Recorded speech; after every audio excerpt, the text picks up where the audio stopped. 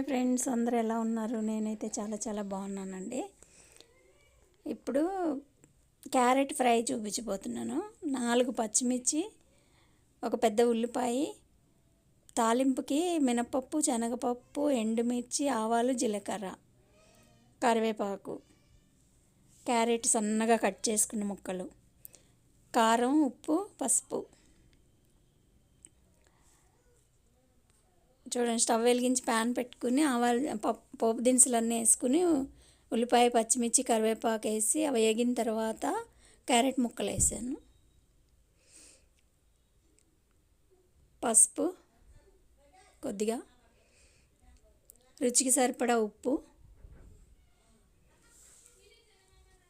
వేసుకుని బాగా కలుపుకొని సిమ్లో పెట్టి కళాయి మీద మూత పెట్టుకోవాలి ఫ్రెండ్స్. ఒక 10 నిమిషాలు ముక్కలు మగ్గేదాకా. చూడండి, మగ్గింది. మూత తీసుకుని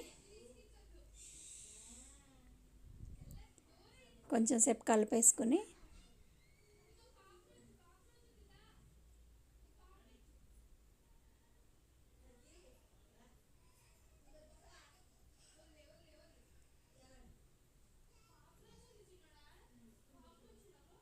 కారం రుచికి సరిపడా.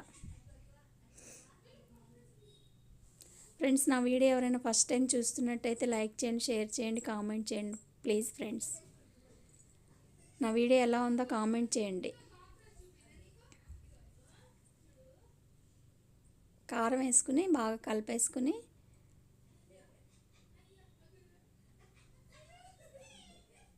రెండు నిమిషాలు వేయించుకుని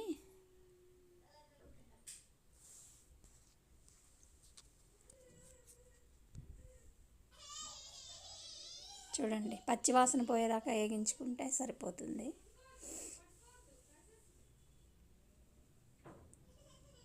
క్యారెట్ కళ్ళకి అన్నిటికీ చాలా మంచిది ఫ్రెండ్స్.